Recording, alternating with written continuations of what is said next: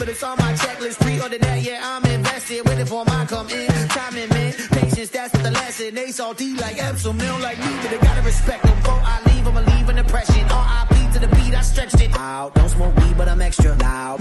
What's up, everybody? It's your boy HP. I am here with one of my dear friends. We've known each other for a long time. Our families have known each other for a long time. We grew up in the same church, and she is a bit of a trouble, but we'll talk about that later.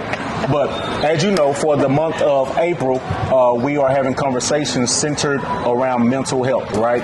And so we are talking to as many professionals as we can to just see how they are handling mental health in their workspace, right? So at this time, I'm gonna let her do some talking. She's gonna introduce herself, and I'm gonna cut her off because I'm rude. No, just playing. I'm gonna cut her out. No, okay. I'm gonna let her introduce herself.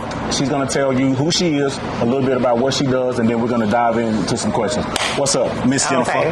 I am Jennifer Cole. I am a family advocate with Head Start of Greater Dallas. I work with children and families ages 3 to 5, just working with families, getting them together to become self-sufficient. So I do see a lot of things here and there with families as I try to work with them and set goals with them and try to, just help them with their family as a whole. So it is a great topic, mental health, because you do see it personally, you see it professionally, and you see it within families. I mean, as many years as I've been working with them, I have seen like many things up and down. So I was glad when I was asked to be a part of this interview. So I'm looking forward to sharing what I know. She basically strangled me and begged me to talk. Not just playing. But okay, so listen, here it is. First question. How has, basically since COVID, so COVID hit March of 2020, right? Mm-hmm. So since that time, how has the behaviors, moods, and attitudes of the kids that you see, how have those attitudes and moods changed since COVID, and how have you dealt with it? Well, COVID was like an uncertainty for everybody. Absolutely. Like, I mean, it was scary. We didn't know what to do. We didn't know what to think. Mm-hmm. I think with our children, it was more of seeing the change of now I have to be at home. I can't be near my friends. We had to think about that with COVID and missing school like they did. It was like this is some people's only outlet from what they experience at home. Yeah. So children having to learn on iPads, parents not knowing how to work iPads. I mean, that's a lot of what I had to see because they didn't know how to participate in that. Some parents still had to go to work. How do you allow your 3-year-old to get on a Zoom call, or how do you work it for a 3-year-old to be able to chime into something? So it was a lot going on, and I think it scared a lot of parents and children because they didn't know if this was going to happen again. What's next? It's kind of, but how it did for not just them, for us, like we don't know what's going to happen next. So I think overall it was new. It was something that everybody had to figure out. So naturally, that's going to bring some type of stress, Yeah. So how did you guys deal with the stress? Like, so you have a kid that's used to coming into a school setting, structure, boundaries, and then so for 2 years they've been home, practically doing whatever they feel like doing, and then they come back into your setting and have to learn structure all over again. So how did you guys cope with pivoting and making sure that they had the new boundaries set, guidelines, and all that kind of stuff? It was a lot of patience because, like everybody's household is different. Everybody's situation is different. While we were on COVID and at home, we had to refer our parents a lot of resources to give, to help out with just different things from everything, just down the list. It was a lot of things that got pushed across my table that was like, well, how do I do this?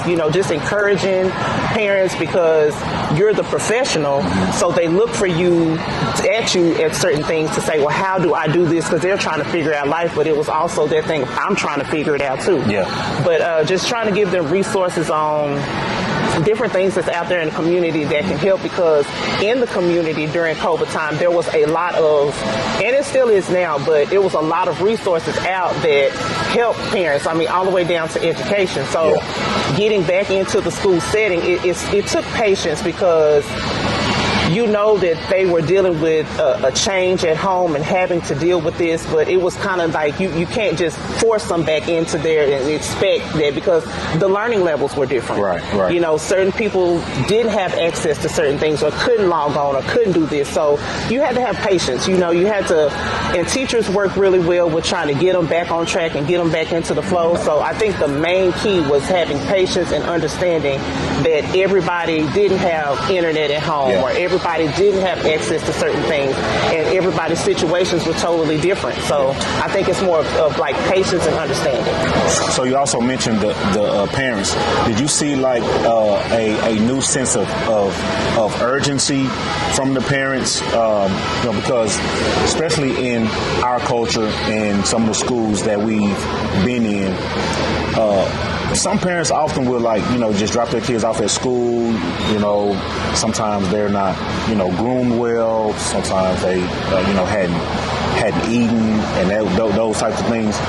Did you see like a shift in the parents and how they thought, how they operated from a day-to-day basis? I think it was different more of because a lot of parents were losing their jobs. A lot of parents were losing jobs.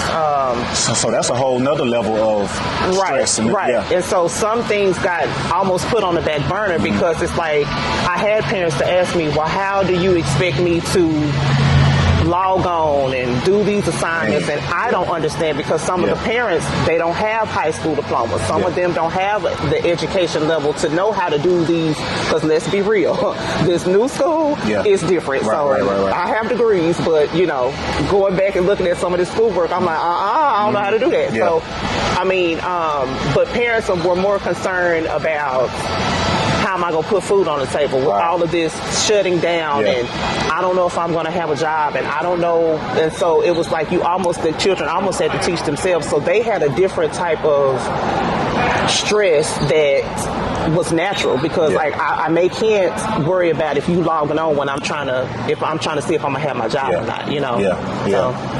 Wow.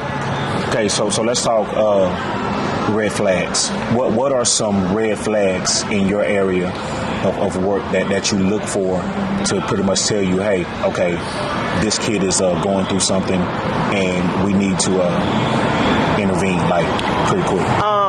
Behavior is one. You know, at this age range of 3 to 5, you know, a lot of people say, oh, they just bad. No, it's not that. I mean, behavior is one. I look at, like, attendance if the child is coming to school. What form of, like, or how are they coming to school? I mean, are they hungry? Because my background is social services, so I look at different things I look at things differently through a different eyesight than just the normal, you know, whatever. So, coming to school, are they coming to school on time? Are they hungry? You know, how are they dressed when they come to school? How they interact with other children? Because our children, 3 to 5, they act through play.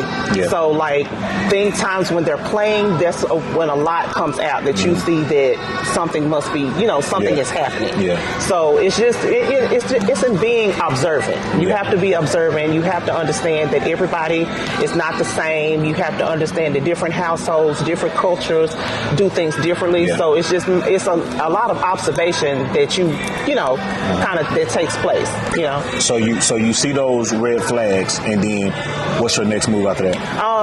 It's a team approach, because you have to be in contact with the teacher, because the teacher sees it from a different perspective. I see it from a different perspective.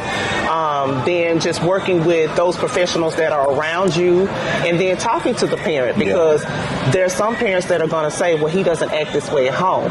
But then when you get to school, it's a total different thing. And that may be an outcry that, you know, I can't do certain things at home because of the way my mom might react to it. And so I have to act it out because I'm looking for help. Okay. So ultimately, what concerns you most about the mental health of children?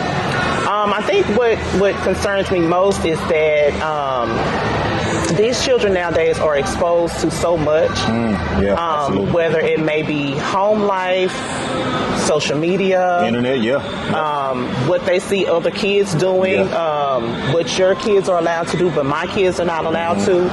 And so I think they have to take on certain things that we didn't have to take on at those ages. And that concerns me because they're being put in positions sometimes knowingly and unknowingly to see these things, and they hear conversations. And so as parents, I'm talking to myself because we have to be careful that you think it's okay for your children to see and be exposed to things and hear conversations, but you never know how that affects them in the end, you know. So I think just the mindset and being mindful that these children don't have to take on certain things that they're exposed to and different things that they're worried about that they shouldn't be worried about. Just being mindful as a parent that they're still children, and especially at our age, like I hear stories through play, like I said, the kids playing, and it's like they're telling because at this age, that's their job to tell. Right, absolutely. That's their job to tell. So they're going to tell you everything they know, and it's not that I'm telling my business, it's just that's my job, That's what they do. Yeah. So it's just, you'll be surprised with some of the conversations that you hear when they're just playing. Yeah. So it's just, being mindful. So what advice would you give parents that are watching? What advice would you give them on maintaining their child's mental health away from the schools? Listen to your children. That's a big one. Listen to them. Yeah. Like, not just, I hear what they're saying. Listen. Yeah. Because a lot of context clues sometimes are your biggest pointers of what's going on. Yeah. Like, have conversations. I'm not, I try to be, as a parent, I want you to talk to me about whatever. I don't care if it's good, bad, ugly, indifferent. I want you to talk to me. And be comfortable with talking to me and having a conversation, because that's what sometimes children need. They need you to listen to them. Yeah. So, and just, be aware of their friends, be aware of who they're hanging with, be aware of what's going on at school, and show up. Yeah. Like some of the acting out and some of the mental things that these children go through is because their parents don't show up. Absolutely. And I'm not talking about going to the games and all of that. Show up and let me see you talking to my teacher. Right. Let me see that you have that relationship. Parent conferences. Parent conferences. Just when you pick me up, hey, is little John doing good at school? It's all about just being a part of their child in every situation. Right. But listening is the biggest thing. So last question. What role has faith played in your life for maintaining good mental health? Not only for yourself, but your family, those that you work with, and those children that you have to see from day to day. Basically, I think that knowing that God knows all, sees all is a big one for me, because there's times that in dealing with mental health, which I try to encourage people, that He knows everything. He sees everything, and He already knows. So, like, just having your faith and knowing that this is not too big for Him. The things that you see, COVID, I mean, we went through it with COVID and all, in every situation, but just knowing that He's in control, and even when you don't have the words to say, you could be scrambled. Even when you don't know what to say, He still knows. And it's a comfort in knowing that I'm covered no matter what. Absolutely. It's hard to go through it. It's hard to experience it. It's hard to, the uncertainty, but what covers me and keeps me grounded is that no matter what it is, I know God got me. Absolutely. If nothing else, if nobody else, if there's no resources, He is my only source. So just that foundation of knowing that it's going to be okay, and that even if it's not okay in a day or two or whatever, He still knows. Absolutely. And that's enough for me. Right. See, that wasn't that bad. Was it bad? Not bad at all. She was crying, shaking. I was like, I don't know if I can do this. That wasn't that bad. You're a natural. I told you it's gonna be general conversation. Let the people see and hear. Because there's some people out there that need to hear what you got to say about it. Yeah. All right. So, man, listen, like, share, subscribe to our page. I hope you got some gems that you can talk about with your family and your friends and your children. But until next week, check us out. Catch y'all later.